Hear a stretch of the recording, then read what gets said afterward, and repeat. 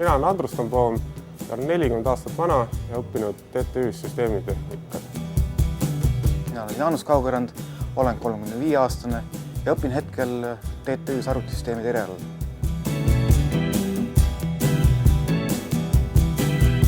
Droonid on maailmas suures kasutuses juba. Ameerika sõjavägi kasutab neid.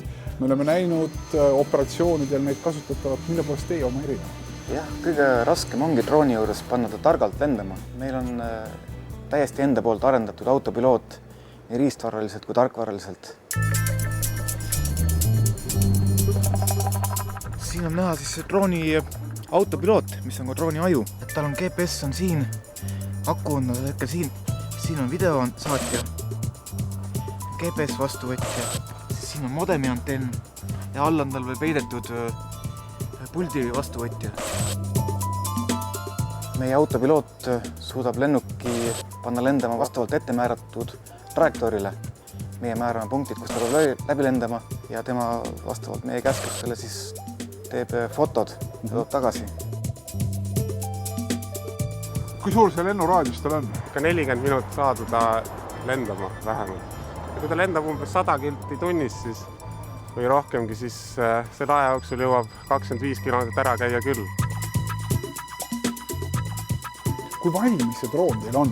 Kas seda põhimõtteliselt võiks hakata praegu juba kusagil tootma?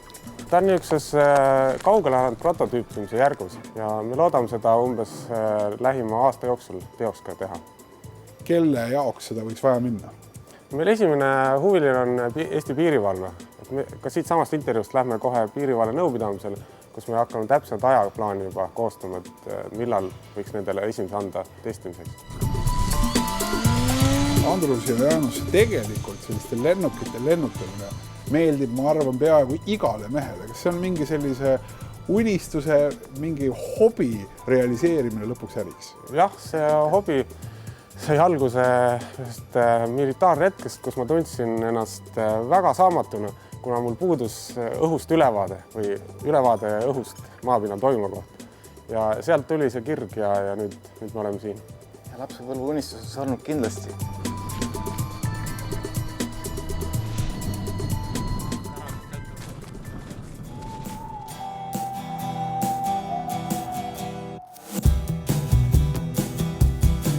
Minu nimi on Karel Airapetjan, olen 28-aastane ja olen vabakutseline kunstnik.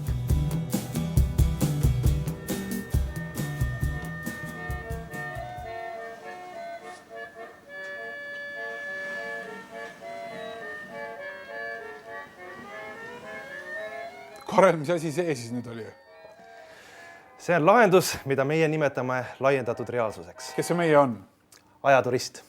Meeskond ajaturist. Nüüd sa pead ikkagi natukene seletama veel, et televaataja ei lämbuks hämmastusse. Mis asi on laiendatud reaalsus? Laiendatud reaalsuse puhul on olemas konkreetne markerpilt, on olemas nutiseade, pole vahet, on iPad, kas on Android, iPhone, pole üldiselt vahet. Ja sa kuvad oma kaamera siis pildi peale ja avaneb sinna siis mingisugune, kuidas öelda, kasutaja kogemus. Olgu siis see 3D-mudel, olgu see animatsioon, või kas või interaktiivne mänguke. Sul on üks näide siia veel toodud. See on nüüd väga konkreetne korteriplaan. Väike köök, väike magamistuba ja duširuum. Mis ma sellega saan nüüd teha? Paneb tööle, suuna kaamera peale. Nii, ja mis me siis näeme? Ja siis, antud juhul me näeme siit praegu 3D-mudelit. Televaatajale praegu tundub, et me oleme natuke naljakad, aga sinule avaneb siin 3D-mudeli makett. Ja sa saad seda vaadata, ta oleks nagu virtuaalne makett sul laua peal. Täiesti 3D, ma tahaksin näpuga katsuda, aga ma saan aru, et ma ei saa seda tegelikult teha lihtsalt. Ei saa, jah. Ma ei saa seda kuidagi kombata, aga see on 3D mudel. Jah, kujuta ette, et ta nagu hologramm, mida sa vaatad siis läbi nutiseadme kaamera. Ja loomulikult sellele visualiseerimisel on loomulikult ka see hea külg, et ta on interaktiivne. Ütleme, keegi tahab äkki tapeeti vahetada. Seda kõike on siia võimalik sisse programmeerida. Kuule, aga räägi, kus kohas seda võiks kasutada? Kus kohas võiks olla sellel tõesti ärilist kasutust? Valdkondi tegelikult tohutult palju. Alustame kõigepealt kõige selgemast. Meelelahutus, mängud. Kindlasti haridus. Ma kujutan ette, et ajalugu näiteks ja keemia, astronoomia. Kõikidest nendes informatsiooni saab ju visuaalselt visualiseerida. Siis miks mitte, või näiteks see võiks olla ajalooõpikus.